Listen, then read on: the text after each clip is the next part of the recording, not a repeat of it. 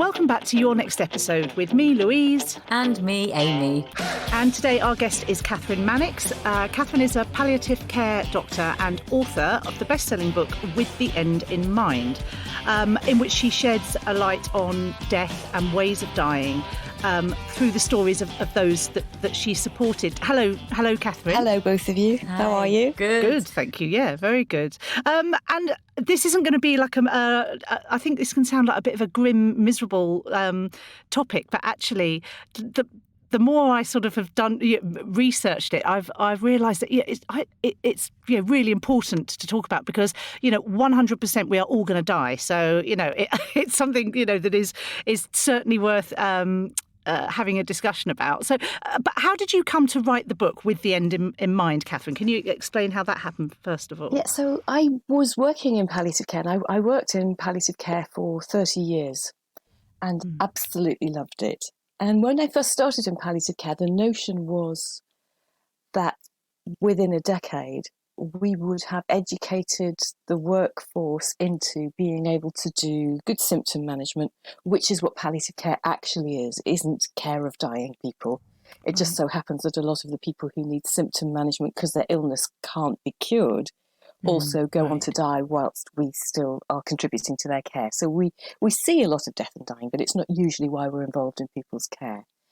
And it was hoped that, general practice and surgeons and oncologists and heart specialists, we would be able to just kind of give the knowledge base over to the rest of the workforce and we wouldn't need palliative care anymore. But of course, what happens is once a specialty establishes itself, it starts to get inquisitive about how to do things better. So the body of knowledge gets bigger and bigger and the expertise grows. So eventually there's too much to add on to another person's job for them to be able to do that. So it became a specialty in its own right. And 30 years after I started, one of the things that I noticed was that people are still not able to talk about the very end of life. They still don't know what to expect. They're still frightened that it's going to be like it is in soap operas or on cinema screens. And it makes them so frightened that they don't talk about it. And then nobody's ready when the end that's been very obviously approaching arrives. Right. And one particular family triggered that for me in the hospital, family who arrived with a very, very elderly man who'd been having cardiopulmonary massage from the ambulance crew, CPR from the ambulance crew, on his way in. And by the time they got him into the hospital, this man, the wires over his chest showed that his heart was working again, in that the rhythm had restarted, but it just was so knackered that it wasn't pumping effectively, and he clearly was going to die sometime during that day. And he was there with his wife and his sons, and the guy was in his 90s, so the sons were in their 60s and 70s. And I said to them, what did your dad say he would ever want to happen? Because mum was over, just being tender with dad, having this moment. I said to the sons, what did your dad say he would want to happen if he became so sick that he could die? And they just looked at me like I was speaking a foreign language. And it had never been discussed. Yeah. And then one of them said, oh, don't talk about things like that. And then one of them, I saw his eyes start to fill with tears, and he said, actually, Dad did try to talk to me about this. Yeah. And I said, oh, Dad, don't be so maudlin. And I changed the subject. And then he started to, that man cry thing of, I'm not crying. Yeah. And then his brother tried to comfort him. And that in itself was interesting because his brother came to stand side by side with him. So they were both facing the same direction. They weren't looking at each other. His brother just stuck his arm out and patted him on the shoulder and then said, do you know what? It wasn't just you. Dad asked me if I'd fill in one of those attorney documents so that Mum wouldn't have to be the only person making decisions. And I said, Dad, you're going to live forever. Oh. And so we created the space and looked after this family, and the dad died quite comfortably and peacefully with his sons and his wife with him over the course of that day, looked after by the emergency department staff who, despite being incredibly busy, do end-of-life care incredibly well, and moving this man from one part of the hospital to another part of the hospital didn't seem to be the right thing to do. So that's the story of that family, and I kind of went away, and I just couldn't get them out of my mind because I couldn't believe that we're still having those conversations, and we're having those conversations with people who, 3 generations ago would have known all about dying, would have recognised the process, wouldn't have shied away from talking about it. And I started thinking, this isn't something we can solve anymore one family at a time. This is a national cultural disaster thing, isn't it? Yeah. It's somebody's got to do something about the public understanding of dying. It's a public health issue, really. So I'm kind of walking around the hospital and ruminating on this and thinking, it needs to be somebody who understands about the process of dying, who's seen it a lot of times, obviously, but also seen it in different contexts, because looking after somebody who's dying at home, families make heroic promises. Oh, yes, we will keep you at home. But actually, sometimes it's a long haul and it's really hard work and people get very, very tired. So you don't want somebody making fancy promises. You want somebody who understands what looking after people dying at home can be like. And you need somebody who has worked in a hospice and understands what hospices really do. And of course, most deaths are in hospital, and you need somebody who understands how hospitals rise to that and can describe how it can be managed and turned into a personal experience, even if it is in a big, busy hospital ward. Somebody needs to do something about the public understanding of dying. And gradually, it just kind of occurred to me that I just described my job description. And I have to say, my heart sank. It didn't make me rejoice in any way. I just, now I think that maybe I've got something to contribute to this. I can't not do it, but I really wish I didn't have to do it. And then I couldn't work out how would you even do it anyway? So maybe I don't have to do it. So there's all of this kind of self-talk going on. I don't have to do it. And in the end, I just thought, I'm not going to be able to work out what needs to happen here unless I create this space. So I took early retirement. We did the calculations and we made sure that we wouldn't have to starve the children and we could still afford the mortgage and things like that. And I took early retirement to just make the space. And it turned out that the space was made for a really good luck encounter where I got asked to do something on Radio 4. Talking about dying, I told the story of a particular person. A literary agent heard the radio programme and approached me and said, I heard you tell a story. You sound like a storyteller. Have you got other stories? And then he helped me to make a book proposal, and it became with the end in mind. Fantastic. Well, that was all meant to be, wasn't it? It was very good luck. And you speak to people as well, don't you? It's brought other things about for you as well. Is that right? Well, that's right. So it kind of creates a platform, doesn't it? If you write a book, I wrote a book and I thought it might be in a few libraries. To be honest, I wasn't expecting what happened when the book came out. That completely blew me away, and I think that the public reception of the book and it getting onto the Wellcome Prize shortlist just gave it a profile. So that meant that then I got invited to book festivals and public speaking events, and that was the audience that I felt I needed to talk to, not medical people, all of us. And then the correspondence started, the letters started coming in, and that was amazing, really humbling and poignant. These letters from people saying, I watched my beloved person die 10 years ago, making those noises that you describe, meaning that the person is unconscious, and I didn't realise that. I thought they were struggling. I thought they were sighing. I thought they were in agony. One lady said, I've slept through the night for the first time in 10 years since I read your chapter that describes normal dying. Kathryn, how I amazing. just think isn't that just fantastic? I bet you could write another book based on the experiences that you've had since writing the book. I felt like I was living in a parallel universe. I kept thinking, if somebody wrote this down, nobody would actually believe it. Yeah. But the thing that has become clear to me from the correspondence from readers is that there is a need for educating everybody, but of course everybody includes people who go on to train to be nurses and doctors and healthcare professionals, because none of us is familiar with dying. No. And the training teaches you to stop people dying. It doesn't say, once it's okay for somebody to die, once it's allowed, this is what it looks like, and this is how you can ensure the person is comfortable and contented and all the rest of it. So, it's become clear. And the thing I hadn't expected at all was medical people, medical schools, nursing schools, paramedic schools, using the book as a textbook, as exemplars for how to have those conversations. Yeah. So it's been extraordinary, really extraordinary. Absolutely extraordinary.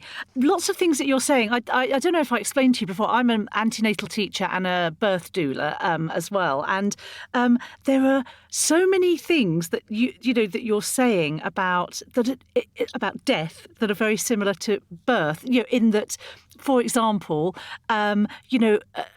people used to have their babies at home. It was something we would grow up sort of being aware of, because it would be around us. And the same with dying. And birth as well is now very medically managed. It's seen as something where you go to a hospital and you do that, and sometimes that's really necessary. But there's a real sort of lack of discussion around it. I mean, it's happening more now, but. Do you see what I mean? Oh, There's that not only do I see what you mean, I talk Yeah. about it. I talk about midwifing dying when I'm on a public platform, or to medical people, and the phases are so similar. There's a kind of antenatal care phase that ensures mum and baby are as well as they can be and as prepared as they can be for delivery, and then that same person who's done all the preparation narrating delivery with you. This is what's happening now. This is that thing that we talked about. It doesn't feel like you expected it to feel like, does it? But it's okay, and you're safe. And I know it hurts like hell, but actually it's okay. You're doing fine. This is normal. Baby's safe. You're safe. That kind of sense of safe giving birth. We can absolutely transfer that and say there's an antenatal period for dying when whatever health conditions you've got are ramping themselves up and they can't be held back anymore. And what becomes important now is managing your symptoms, keeping you as healthy as you can be within the confines of the illness that you've got, and preparing you for what will happen to you, what your family will see if you choose to allow them to be present around you as you're dying, so there are no surprises. And then as the dying is happening, narrating it in real time to those people around the bed, so they don't hear those noises and think, this is terrible, this person's in agony, this person's choking, because that isn't what's happening. And if we, so it's so parallel. Obviously, we've talked about the parallels between birth and death, and I remember my birth plan. I might as well have just, ripped it up and just thrown it away. It just didn't go that way to plan at all. But I guess if you do have somebody there who can say, this isn't exactly as we spoke about it, but this is all okay. It's okay. I guess every process will be different.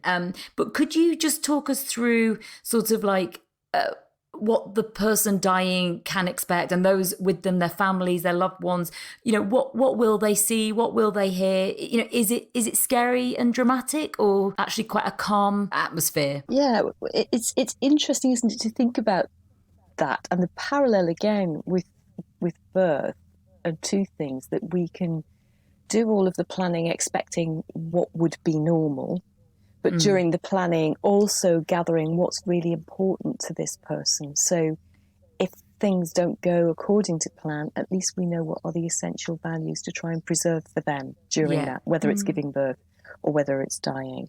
But also the idea that these are bodily processes, these are physiological processes, and every body does the process in a very similar way. And everybody knows about birth, and every person who's given birth feels that she's had a unique experience, and she has, because it was her and it was that baby or those babies.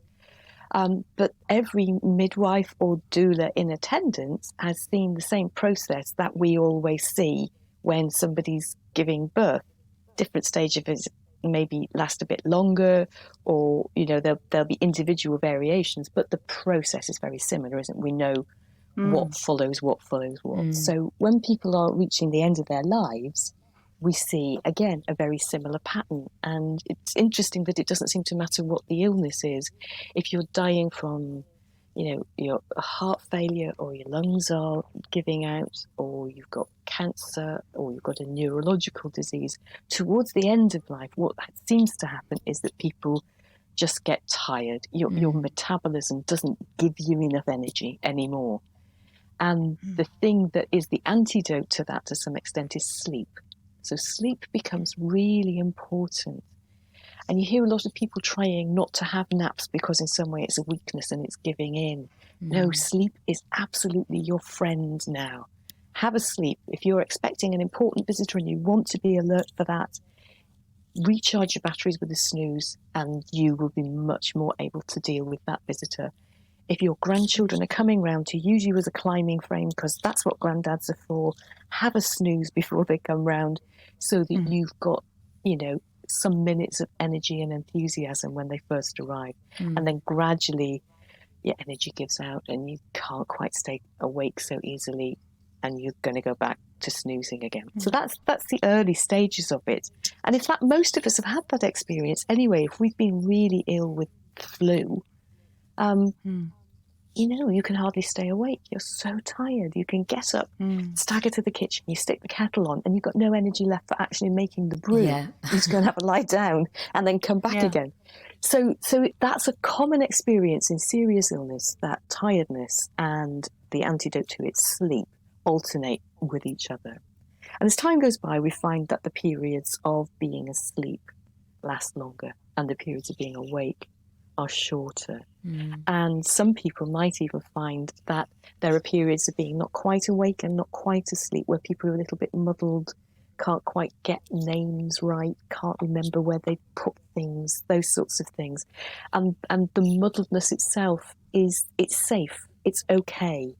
We need to be able to reassure people that it's okay not to be able to remember, and when you're a little bit more awake, it will become clearer. And then an interesting thing happens, which is people start to dip into unconsciousness while they're asleep. So when they wake up, they tell us they've had a nice sleep. We don't notice when we become unconscious, which is why it's called unconscious, I suppose. But the thing is that we will know that because we've tried to wake you up because that visitor you were waiting for has arrived, or the phone call you wanted to talk to this person, they've called and we can't wake you up, or it's medicine time. And that's important because actually dying itself doesn't cause any symptoms other than increasing sleepiness and then some breathing changes that I'm going to talk about in a minute. But it doesn't cause pain or breathlessness or nausea or anything like that.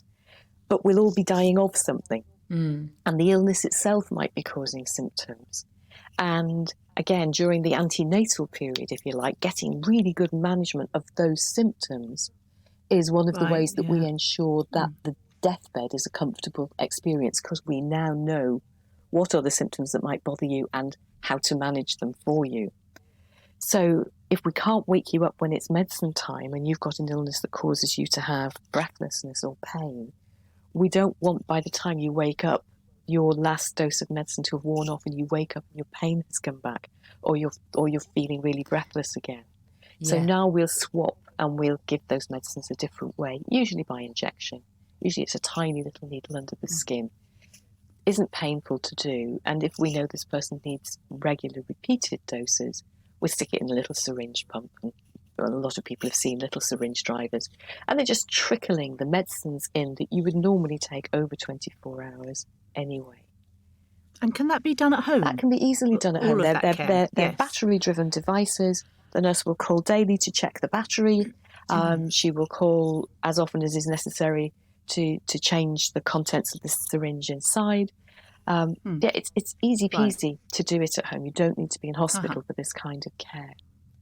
And so now we have a plan in place, which is the person's background symptoms are being managed in the way we've always managed them, but maybe using injections instead of swallowing the medicines. They're coming in and out of consciousness until eventually they're just unconscious all of the time. The two really important things about this. The first is unconsciousness is not the same as sleep.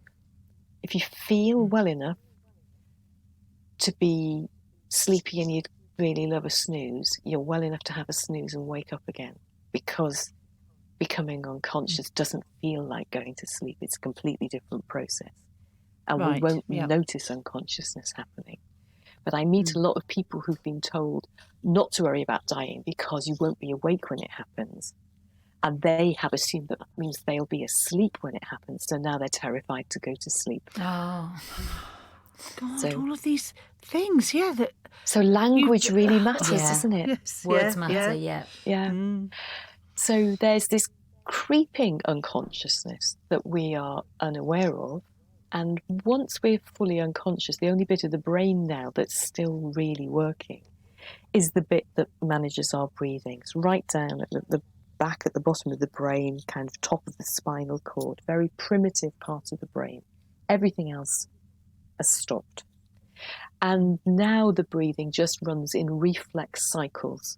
And this happens to anybody who is unconscious. You see that the breathing moves between being periods of being very deep and gradually becomes more and more shallow, and then moves back to being deep and backwards and forwards like that.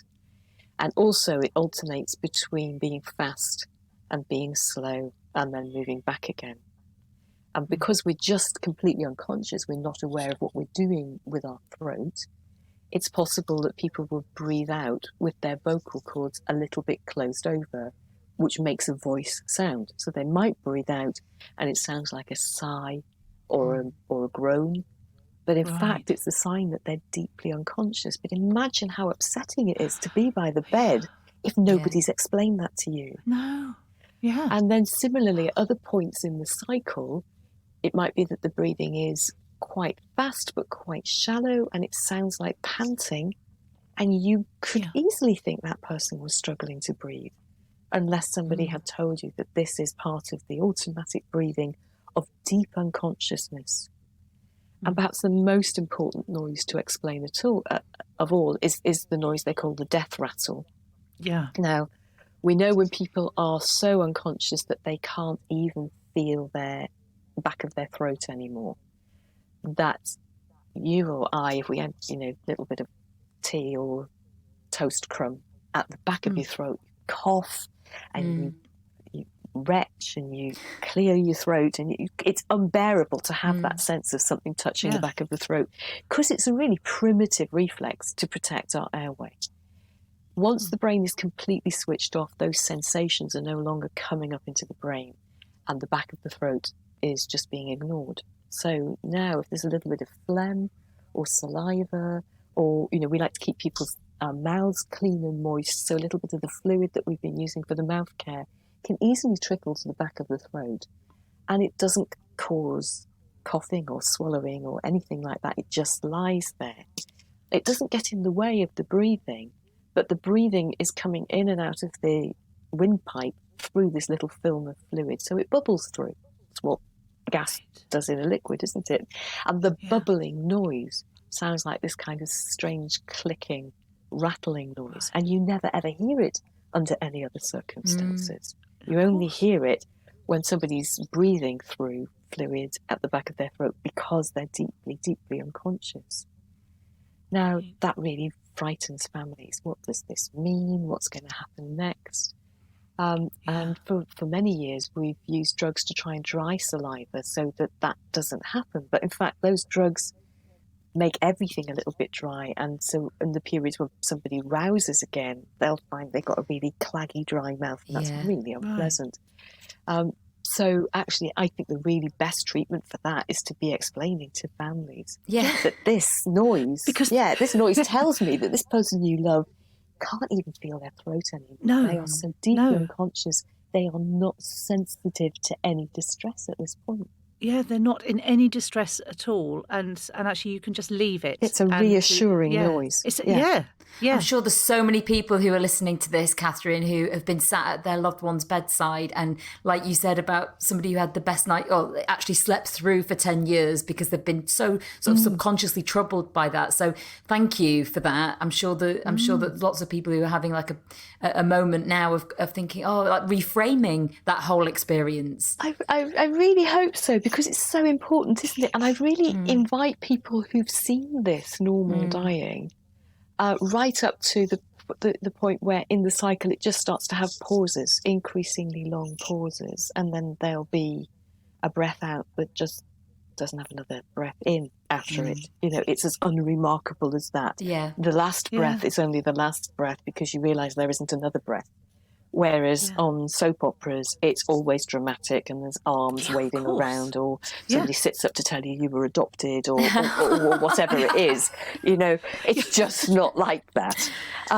So presumably there's nobody really ever has their last words, do you know what well, I suppose of course they do have their last words, but do you know what I mean when you hear of people on their deathbed? That's all just in films, really, isn't it? Well, do you know what? It's a really, really rare but real phenomenon. So every now and again there's this really strange thing where somebody who's been unconscious for a while rouses and chats, or rouses and smiles and makes eye contact with their family and smiles just before they go into that very last set of breaths. It's very, very unusual, but it seems to be a thing. And the problem is families think, because that's what's on cinema, that they can say all those I love yous during that interval. And for most families, that interval isn't going to happen. But the thing I would really appeal to all of your listeners to think about is, if you've seen that process of normal dying, that gentle changing of the breathing and eventually that just stopping breathing thing. I've had lots of people say to me, when my so-and-so died, it was really lovely, actually. I feel it feels a little bit silly to say it was really nice, but actually it was. And I don't ever tell anybody how lovely it was, because I know usually it's terrible. And we were so lucky that this person died in that way, and we were there and we saw how gentle it was. But I never tell anyone. Oh, please tell people what you saw was normal dying. That's what it's almost always like. And actually, again, going back to the parallels with childbirth, the thing that's made the biggest difference to standards of childbirth in this country is that women know what good, well-managed, uninterfered with, but interfered with appropriately when necessary childbirth looks like, and they're demanding it. Yeah. And we need to do the same for dying. We need people to know what it should be like and demand it. But what you're saying about, telling a positive death story is when I have reunions for my antenatal groups, if there will be somebody within those 8 or 9 couples who hasn't had a positive birth experience, and what I've noticed is that then anybody who has keeps very quiet about because of course they don't want to want to upset that person, they don't want to be insensitive. Exactly what you were saying, but there's so many parallels, aren't there? It's just And there are legal issues around decision making as well that are really important to discuss. So let's so hopefully people will start having those discussions about what the normal process of dying is, and it's not like we see it on the television. It's not scary and dramatic. But then there are legal issues as well that are important to discuss, aren't there? So I really, before I started researching, this interview today, I would have just thought, doctors will decide, and that's that. But there are definitely things that we should consider, aren't there? Could you explain some of those? So if you go back to that family in the emergency room, and I'm saying to the sons, what did your dad say he would have wanted? Well, the first thing is they have no idea because they've never talked about it. So the first step in having any kind of the loosest possible plan is to have said to your family at some point, you know what, when I'm so sick that people think I'm dying, if it's possible, I'd prefer not to have to be in the hospital, or I definitely not want to still be in the house because it would be too much for your mum to bear or whatever. So just expressing your preferences is a really good opening step. Yeah. So when you're saying about people might say, I don't want to be in the hospital, I don't want to be at home. Is a hospice then a kind of middle ground for? Oh, okay. So yes and no. Oh, okay. So hospices, let's do hospices, because hospices need to be thought about. So, there are enough hospice beds in our country that something like 5% of deaths can happen in a hospice. Right. Okay. So if we wanted everybody to die in a hospice, we're nowhere near the number of beds. But hospices are not end-of-life nursing homes. Hospices are symptom management specialist units. And most hospices have a discharge rate from first admission of more than 50%. So people go in to have a really difficult pain problem tackled, or there's been a really specific family dynamics difficulty. Maybe somebody's seen a very traumatic death and they're all very frightened of keeping this person at home. And actually the way to be able to help them to work through that is to provide the safe space where it can happen while you work through it all. And then people say, actually, do you know what? We could take her home, really, couldn't we? And we go, yeah, you could, couldn't you? So I see. So the hospices, if you like, are the intensive care units for people whose illness is not going to get better, but managing their symptoms is going to enable them to live a lot better for whatever time is left. Okay. And most hospices have a group of patients who will be coming in and out, perhaps being followed up as outpatients, or perhaps community palliative care nurses will be visiting them at home, because their particular set of symptoms is more challenging than services as usual can manage. Right. Okay. Okay, so you can't just say, oh, I'd like to die in a hospice, because actually, if the only thing that's happening to you is that you're dying, it's not complicated enough to merit the expertise of a hospice bed. So that begs another question.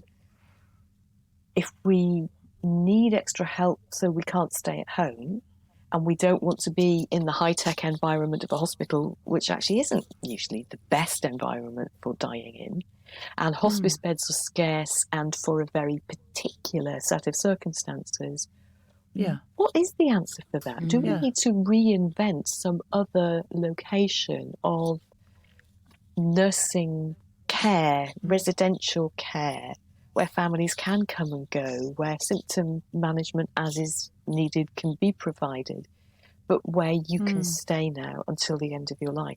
Because that's not a facility that we've really got available anywhere. So that's something to think about. Well, I suppose then staying at home would be, well, I mean, it's individual choice, isn't it? But also perhaps people would be happier to stay at home if they were if they understood a little bit more. Absolutely.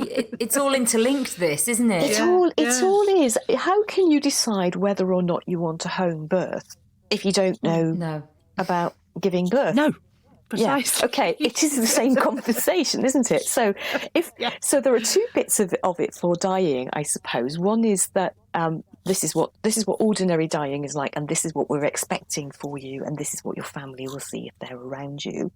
Now, actually, where the bed is turns out not to be very important. When there's some very nice research about this, which says that actually at the end of life, what matters to people is who's there, not where the bed is. So although we think we'd like to be in such and such a place, it turns out not to be such a big deal when it's actually happening. And I guess some of the difficulty with this is probably quite difficult to do that research, because obviously the person who can give us all those answers has died. Yeah. Getting them in that window where perhaps they could express what would be the most important thing to them. I guess after that ship has sailed, it's impossible to know. That's a really good point, Amy, because one of the things that we do know from doing research with bereaved relatives about what was the experience of the person who died is that they're speaking through the lens of their grieving. Yeah.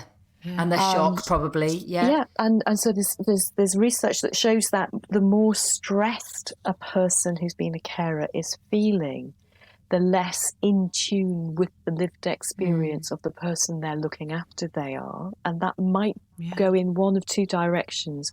It might make them over-perceive distress and discomfort. So they think the person's pain is very much worse than the person scores it. Mm. And the other thing that it can do is it can blunt them to it. They're so stressed that even though this person is really uncomfortable, they're kind of not seeing it, they're tuning it out.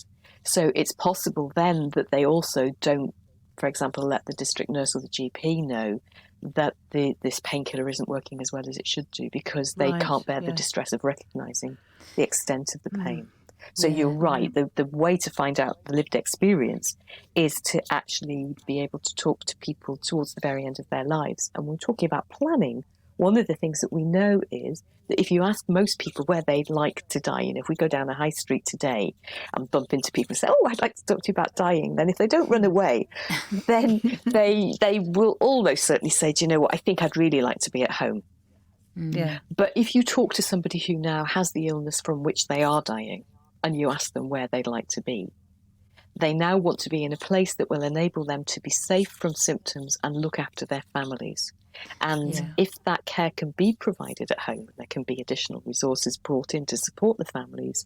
Most people would like that, but some people don't want their family home turned into a care centre that's like a central station with all these people coming and going. They're really clear that if it's got to be as busy as that, they want to be in a different place. So people do change their minds, and a lot of the research is based on asking healthy people where we'd like to die, and we do change our minds. Yeah, of course. And I was thinking about the family in the emergency room, and I guess if your relative doesn't want to talk about that and refuse, like those 60-year-old sons of the 90-year-old man. And I guess maybe if somebody's listening to this now and thinking, oh, I am actually going to start broaching those subjects. I mean, obviously you can't sort of strong arm somebody and insist on having that conversation. Can you give any sort of little sort of maybe hints how you could gently start that conversation? Well, I've heard lots of people talk about how they did it. So this is words from the wise rather than words from me. So words from the wise, Kathryn. Right. That's the title of your next book. Yes. So one of the things that's an interesting thing about how long we live is that we now almost certainly, if we have an extended family, will have adult great nieces and nephews or adult grandchildren. And you remember when you were little and you were naughty, and it was so naughty that you couldn't tell your mum, but you could tell your Auntie Mary or you could tell your Nana. Yes, it was one step removed from the heat, wasn't it? It's payback time. So now Auntie Mary or Nana can have this conversation with you, which is, I really need to talk to your dad about what I want to happen when I get more sick and frail, and it's upsetting him. Could you just have a word in his ear and say, we need to talk about it? Yeah. And you're right, that one step removed, these are really loving relationships, aren't they, between significant beloved elders and the generation that's 2 generations behind them.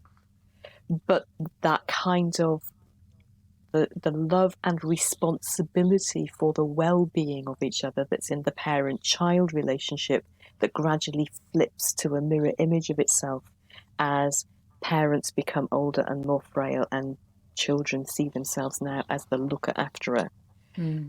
Sometimes that can just be too hard. So sometimes you need to start the conversation somewhere else in the family and then recruit help to get the conversation started. The other thing I think that happens is people think, right, I've got to have the conversation. I've got to have that conversation. So they get themselves all tensed up that today I'm going to go and see it, and I'm going to have the conversation. And actually, a conversation is a consent process between 2 people.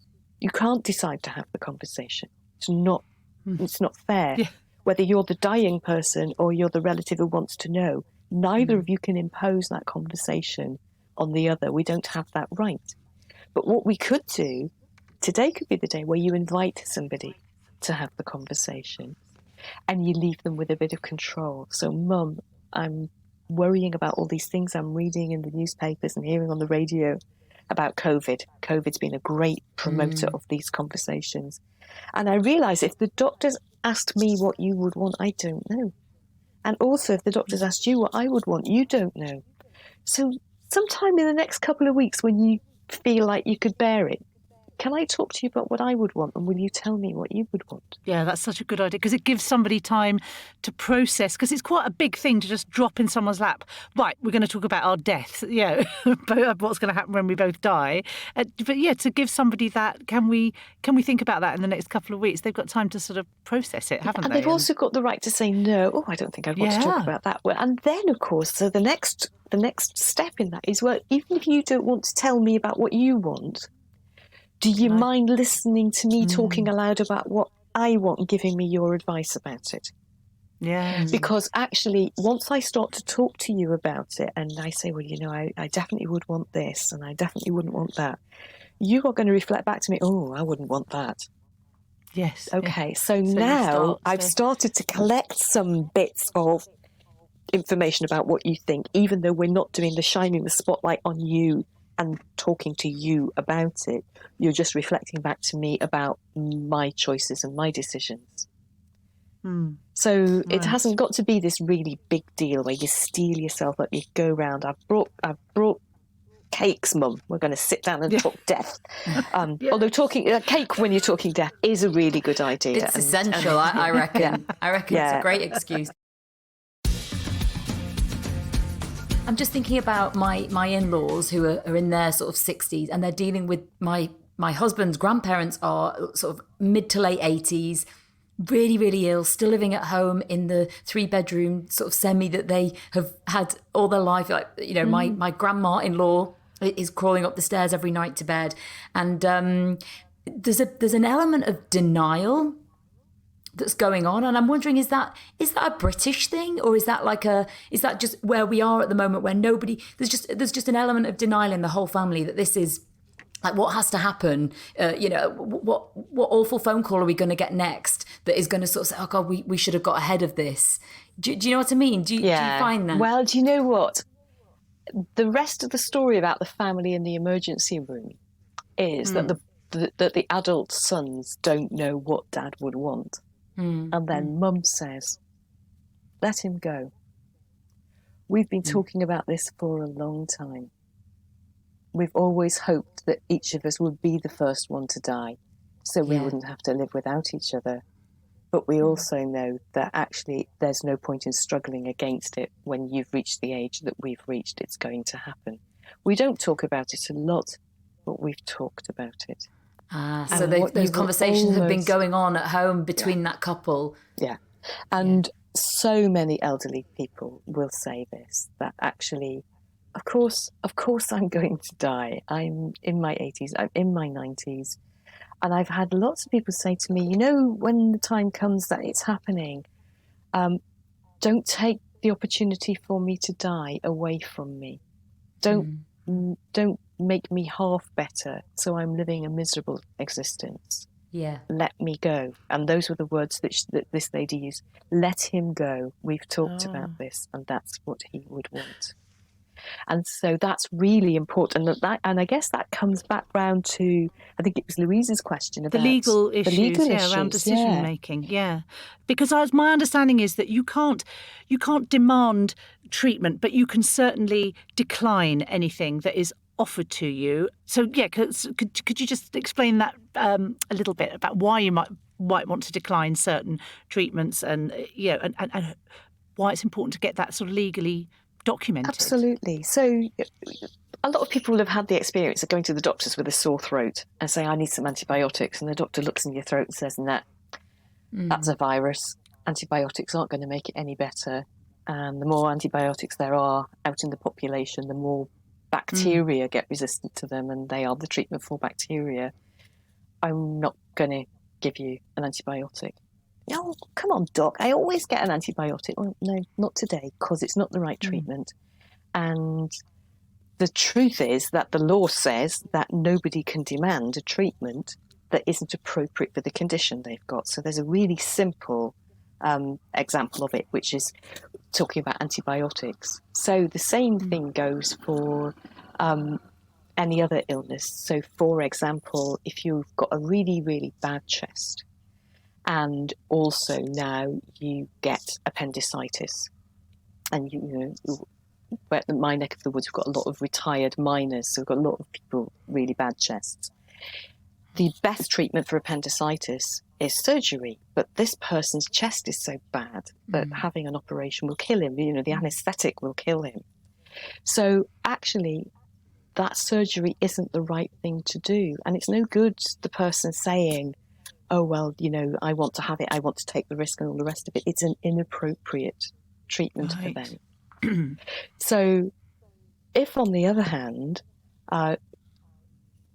I'm looking after a person and suddenly they become very, very unwell, and I think, oh, actually, do you know what? I need one of my intensive care colleagues to come and see this person, because I think that actually they probably need a ventilator to just help them with their breathing for a few days while we get them over this crisis. And the intensive care doctor comes down and says, yes, that's absolutely right. I would think this person is probably going to need support with their breathing for 2, 3, 4 days. And then we'll get them back off the ventilator and get them back to your ward. And then you can work on getting them better to go home. So we offer that treatment. It's absolutely fine for the patient to say, I am not going to have a tube down my throat and have a ventilator. No, thank you. Right. I understand why you want to do it. I get that I might die if you don't do it. I'm not going to have it. So we have a right to refuse a treatment that is appropriate and being offered to us, but we don't have a right to demand a treatment that isn't appropriate and isn't being offered to us. Right. And so you can make a list of the things that you don't want and the circumstances that you don't want them in, which is called an advance decision to refuse treatment, or ADRT. And there are websites that you can go to make them. You don't need a lawyer. In fact, the best person to help you do it is your district nurse or a doctor, because it's not really about the law. It's about the sorts of things that might happen to you. And for one of these documents to work at the point where it needs to be used, it's really important that it's written in a way that talks about you and your health and the emergencies that might happen to you. So you can't really have a generic one. And the websites that you can use do actually help you to tailor it so that it talks about your own health. Right. So you can say, I never want to be on a ventilator.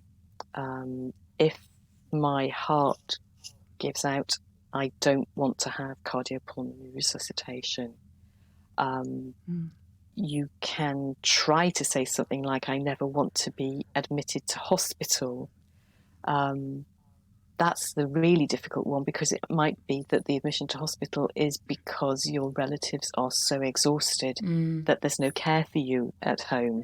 And it's then not really very clear whether you anticipated never going to hospital because you knew your relatives would always be there for you. You can't or whether foresee you'd that, really anticipated just being on your own at home. So it can be a little bit difficult. So you can make an advanced decision to refuse treatment, and provided when you lose capacity to make a decision, so that's when it becomes alive, the circumstances you've described match the circumstances that are happening now. That makes it applicable. Then it has to be followed. People cannot give you a treatment that you've refused in advance if your ADRT is valid and applicable. To be valid, you have to have signed it, dated it, and ask somebody to witness that you've signed it. They don't have to read the document. They just have to witness that here you are signing it. Yeah. And you must include the words, even if I'm so sick that I might die, or even if my life would be at risk. Otherwise, as soon as you're teetering on the brink of death, it becomes inapplicable, because it's always judged to be in somebody's best interests not to die, or almost always judged to be in their best interest. So that, I think that's really important to know, because also it takes those decisions away from, say, your partner, your husband, your wife, whatever. Interesting you should say that. Of course, they can't make those decisions by law anyway. No. So that's the other thing that we really need to talk about, that everybody assumes that the person whom I name as my next of kin also gets to make decisions about me if I'm not well enough. No, they don't. No, they don't. Nobody in English and Welsh law, so we're one jurisdiction, and also in Scottish law, can make a decision about another person, unless they've got parental responsibility for them and the person is still a minor. So once you pass your 18th birthday, no matter how dependent on your parents you are, so if you're a person, for example, with a long-term intellectual disability, once you pass your 18th birthday, your parents can no longer make medical decisions on your behalf. Right. So the only person who can make medical decisions on our behalf is a person who's been named and got the paperwork that we have signed and registered as our attorney. And so in England and Wales, that would be an attorney for health and welfare, which includes decisions about life-sustaining matters. Otherwise, again, they can't make the life or death decisions, and that's a separate little bit of the attorney form. And so there are places online where we can go to get like get information about this and templates. And things, there are. So, and on the NHS website, there is there is a link to a variety of organisations that provide those templates. And if I was really organised, I'd have that written down, and I don't. Don't worry, because I'll get but it. I can send them that in the to you. Show notes. Yeah, fabulous. That would be great. Thank you. I mean, it's interesting talking about the COVID pandemic that's happened, because I guess, MPs and TV presenters, when they are reporting on the deaths each day, and those numbers, especially, going back in sort of March, April, those numbers were just eye-watering. And just remembering that each one of those digits is actually an individual life with a family. And I guess, have you seen that COVID has changed the way that people are talking about death, or how we view death? I think it really has, hasn't it? So what was really interesting to me, just kind of following it as a phenomenon, as you're talking about it now, is that our media are not very good at using the D words, are they? People pass and pass away and are lost. And suddenly we were talking about deaths on primetime TV news. And what was fascinating to me was that they were completely depersonalized. It was all data. It was all numbers. It was bar charts, wasn't it? Bar charts. Absolutely. Yeah. And like you, I'm just thinking, all of those people, all of those families, sometimes several people in one family. And in those very early stages when visiting wasn't allowed at all. And it does look as though the most likely transmission of COVID within hospitals is coming from visitors, now that we're allowing visitors and not from staff. So that is really interesting, and it was draconian but probably necessary until we understood early on. But how heartbreaking for those families, and still heartbreaking, because normally we assemble around a deathbed, the whole important group of people, and I'm going to use the word family, but we all know that we might not be related to our closest people, our dearest people. I often talk about who's your village, the people who really matter to us most, and we're allowed one visitor or possibly two visitors. How awful that is for families, because we're not able to bear witness, we're not able to watch the process happening. We can't reassure ourselves that this person was comfortable and safe during their dying, because we weren't there to see it. And staff working so hard to ensure that people aren't on their own, to ensure that when people are awake there is companionship. Hospitals investing in tablets and screens so that they can help people to have conversations, so that they can help people be able to see each other and talk to each other. A dying granddad listening to his children singing to him. It's heartbreaking, and yet it's inspiring to see staff rising to it in this incredible way. And what they're finding is that they are really sad. They are so sad about the separation of families. In fact, they're sadder. I've been back and talking to people and doing some staff support over the last few months. The thing that struck me is that more than the deaths themselves, the separation of families during the dying is the thing that really has torn at staff's hearts. Doctors, nurses, physios, OTs, everybody across the board. They've probably seen nothing ever like it, have they? Absolutely. But it also means that they've been at deathbeds over and over and over again. Now, dying from COVID breaks the pattern a little bit, in that people don't seem to lose consciousness until much further on in the process. Right. So while they're awake, we need to be helping to manage that sense of needing to work hard to breathe, which fortunately it turns out is not particularly difficult to manage the breathlessness. So we can help people not to feel that they're struggling. And they are doing that flu thing of sleeping a lot and then waking up. But they seem to be in a stage where you can't quite tell whether this person's just going to have a really bad flu and next week we'll be waving him off as he leaves the hospital, or whether sometime in the next couple of days this other thing that's going to happen, which is the sudden change that happens in COVID, and this person's suddenly going to become much more unwell and sick enough to die and may need to go to the intensive care unit, or may have said they don't want to be ventilated, or maybe a person whose body is already not well enough to survive the assault that it is to be ventilated and put on an intensive care unit. That your body takes a real hammering during that period, and some people would never recover from it. So staff have been doing their best to make sure people are not feeling lonely, to make sure that families are as linked up as they can be. You know, a particular member of staff will be phoning the same family regularly to give them updates, and then they're having that telephone conversation thing that you two were talking about when you were getting used to doing your podcast remotely, where you, whose turn is it to talk? And so these are very tender conversations. You can't just unleash all that information on a family. You've got to give it a little bit at a time. You've got to check that they've got what you've said so far before you give the next bit of information. So there's a lot of silence in these conversations. And holding that silence for people is also really important, because otherwise they don't know whether, you know, you might just be writing a medicine chart in the background. We need them to know that you've got my undivided attention for this. This is so important for you, and that makes it really important to me.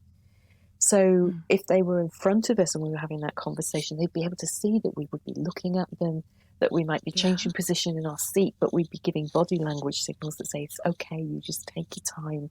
I'm here for you, and this is your time, and when you're ready, we'll speak again. So that's what we have to actually literally say out loud on the phone, but also remembering that the silence is the time when they are really doing the work of processing and understanding what you've just said. So we need to be saying bland things, the things that are the equivalent of just shifting in our seat, so that it's saying I'm still here, but it's not saying give me attention. It's saying, you know, you carry on thinking about what you're thinking about. Yeah, and that's what you've been doing over this time, isn't it? Is helping medical staff understand how to do all of that. So, is that correct? Yeah, I was really glad to be asked by NHS England fairly early on in the pandemic to help nationally with preparing some training materials. So there was a small group of us preparing training materials for these conversations that are breaking unwelcome news. And we used research evidence to write them. So there's a really, really interesting research. And actually, do you know what? These would be fascinating people for you to talk to for your podcast. So Professor Ruth Parry at the University of Derby, and she's a conversations analysis specialist. And what her team does is to tape conversations between patients or family members and their clinical advisor, doctors, nurses, whoever, and then having talked to the patient or the family afterwards to find out how useful the conversation was for them and how safe they felt and how much they felt they trusted the person who was talking to them. They then analyse this videotape for how it was paced, tone of voice, the position people were sitting in, how much the doctor or the nurse picked up and used the language that the person they were talking to was using, rather than using medical jargon and those sorts of things. And there's all sorts of tiny little micro behaviours that help to say, I'm here for you and my heart hurts for you. And I want to make this as easy for you as it can be, even though it's terrible, because I'm telling you this really unwelcome piece of news. So it was fascinating to have a framework built from their research to be able to present for people in the NHS generally, and then to go back into my own local organisation where I used to work in the same hospital where I met that man on the trolley with the sons who didn't know what he wanted, and run some very structured training about these very tender conversations, including, of course, that a lot of them have to be on the phone. So I was having people we're trying to get people in a lecture theatre, but sitting socially distanced. You've got to imagine in your mind, it looks like a really bad film where not many people wanted to come and sit in the audience. Looks like one of my gigs, Kathryn, is what it looks like. Yeah, Amy does stand-up comedy. So and then saying, okay, so you first practice, just chat to each other. This is the principles that we're using. This is the framework. Okay, now your second go, we're going to change. This is the news that needs to be delivered, but this time it's a telephone conversation. So turn your backs on each other while you have this conversation, and everybody's saying, "Oh, isn't it hard? Isn't it hard to pace it? Of course. When do you speak? When do you not speak? Then you both speak at the same time, and then there's all like, oh, I'm sorry." And so yes, and it's like learning a new language, isn't it? Really, and I guess, really is. Yeah. And in fact, what's happened is we've turned to video consultations, which, if somebody said to me 6 months ago, we should be doing outpatients by video, that's appalling. We should have people in front of us and be kind. Now, actually, because when they do come in to see us, we've got a mask, we've got a visor, we're a pinny, we're in gloves. It's hard to speak clearly because of all of the masky stuff that's in front of you, in front of your mouth. Your throat gets terribly dry 5 minutes into the conversation because you're working really hard to produce your voice. In fact, our best conversations now are video conversations. Yeah. It's astonishing. Yeah. I think it just shows us humans, we are actually quite adaptable, aren't we? We have to just adjust and adapt and pivot and innovate. And obviously it's taken something like this for that bit of training to happen within the NHS. Yeah. It's amazing. Thank you so much for all your pearls of wisdom today. I think it's been really helpful to understand how we can prepare for a peaceful death, because that's the thing, I think, is that we don't really think about it as being peaceful and positive, for all of the reasons that we talked about, and and actually we can have sort of positive, cheerful conversations around it, and also really reassuring to appreciate that normal human dying isn't as bad as we probably think it is. I often say, dying, probably not as bad as you think. It's not going to be your best day. But it's probably not going to be your worst day. Absolutely. Either. No. Yeah. Do you know? Things worse than this have happened.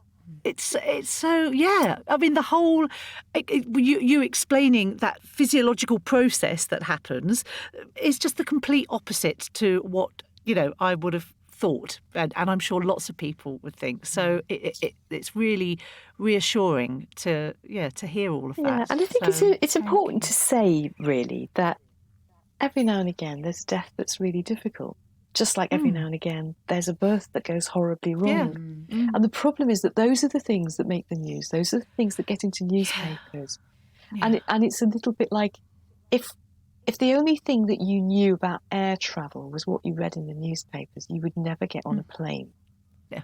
But the truth is that all of the planes that take off and land without event, other than probably being a bit late, never get reported. But every plane that has a near miss or does fall out of the sky definitely gets reported, lots and lots and lots. So there's something about restoring the knowledge, isn't there? So that it's a public understanding of dying, and we can reassure each other and we can encourage each other, but also, that wise doula at the birth bed saying, this is normal, this is okay, you're doing great. Oh, this isn't normal, this is not right, get the midwife. And we need to be doing that at deathbeds as well. This is okay, this is safe, you're all right, we're all here. I don't like the way she's wincing there. I think she's got a pain every time we try and roll her over. Let's get the nurse now to evaluate that, because that's not okay. And we make it okay. Sorry, is there a network of people who are kind of doing that job that you do? There are death doulas. So I am a patron of End of Life Doula UK. Let me say, are you? I am indeed, and I'm very proud patron. And there are other similar organisations. Soul Midwives is another fantastic organisation doing wonderful work. And what the death doulas do is sometimes from quite early on offering that kind of companionship and safety. I talked to a fantastic woman and her doula about a year ago, where the patient's husband used to get so upset in outpatient clinic that she couldn't focus on what the doctor was saying to her because she was so worried about how her husband was taking it. So she started going to her outpatient appointments with her doula instead, and then they would sit down together and reframe what did the doctor actually say, because two sets of ears when they're listening properly is better than one. And then they'd work out, okay, so what did the doctor say and how are we going to tell that to the husband so he can take it in without being overly distressed, right through to eventually that fantastic doula offering support as that woman was dying about a year later. And by then, the doula knew the family really well. They were able to support the husband. They were able to generate the safe space. They were able to make sure that all of the medicines that were about symptom management were being appropriately given. They were able to, make cups of tea and meals as people came in and out. In the old-fashioned way, when people are dying and the family are allowed to visit, that we miss so much now that visiting is so limited. But doulas can make an enormous difference. And everything you're saying there is just so similar to being a birth doula, because when I'm, because I obviously will be, I'll get to know the couple beforehand so that I am somebody that they trust and, has knowledge. And then my role, I always see, is to support really the partner just as much as the woman giving birth, sometimes even more so, because because they need exactly what you were saying there about this is normal, this isn't normal, reassurance. So something really to think about. I would say. You're absolutely right, and something that's really important around a deathbed, again coming back to midwifing, is that thing of somebody saying to the people gathered around the bed, guys, you're doing a great job. Look at this space that is full of love and tenderness that you have created around this bed. And I loved, as I was arriving today, that I could hear you laughing and you're playing cards and you're telling stories of ridiculous things that happened years ago. And you're making this a safe space for this person.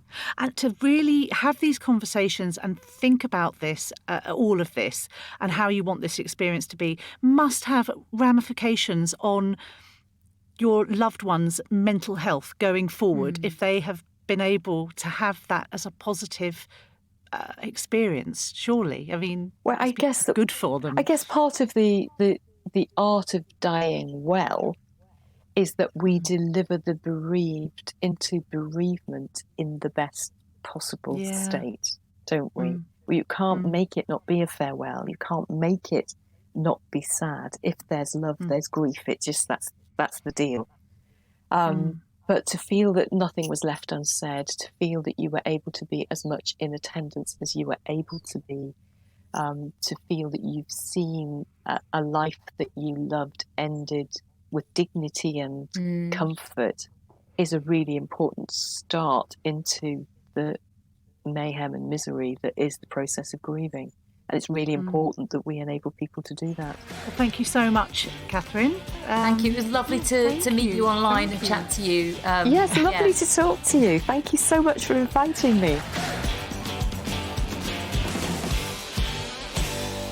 Produced by Louise Daniels. Visit louise-daniels.com. Hiya, it's Rich Wilson, host of the excellent podcast Insane in the Membrane.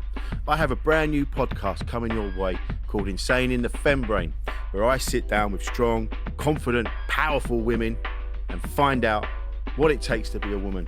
Because I don't really know, to be honest. I thought I had an idea, but I don't. So our first guest is star of Top Chef and soon to be on Netflix, Crazy Delicious. It's Carla Hall. Prime example. I go out I'm like, I'm gonna be a part of this yard thing. You know, I'm gonna go out there. Okay, he cuts the grass, so I'm looking at those pine trees. It's like 9 of them. I'm looking at those pine trees. I'm like, they're taking over our yard. So I'm gonna go in and cut the base of the trees off, right? And just so it can be really pretty. But before I got to that, I said, I think I'm gonna cut the tips off. I had a rope. I said, Matthew, let's just go off and cut the tip off of one of those trees. They're too tall. He's like, I don't think that's gonna work. I said, you haven't tried. I go out with my rope. I didn't even get changed into a t-shirt. I have on a regular shirt because it's gonna be easy. I throw that rope up. I'm trying to lasso it to pull it down so we can just snip, snip. And I videotaped it. There was a video camera, and I wasn't even thinking about the video running. I went back to look at it. Matthew was standing there looking at me like, this ain't gonna work, but I'm gonna let you do it, honey. I'm gonna let you do it. And I am laughing at the video. It just captured this exact thing that you're talking about. You know, I went out to step into his role. He's like looking at me like, that's not gonna work. That's not gonna work. You know? And I'm like, I had to see it for myself. Like, you're right. But if he had said, Carla, it's not going to work, and just beat me down, I would have just pushed and pushed and pushed. So that's episode 1 of Insane in the Fembrain. Go and listen, subscribe, tell your friends.